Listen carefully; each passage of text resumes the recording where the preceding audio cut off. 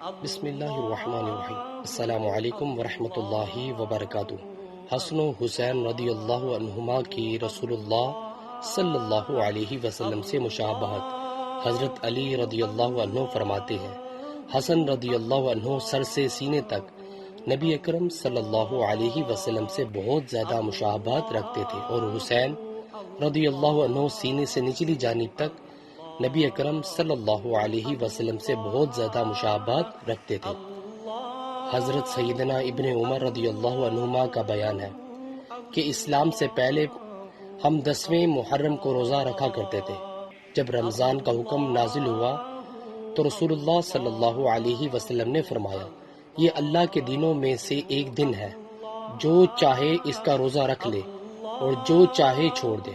نیچے والا موجود ہے۔ سو ویورز ویڈیو کو آگے شیئر کریں۔ جزاک اللہ۔ السلام علیکم ورحمۃ اللہ وبرکاتہ۔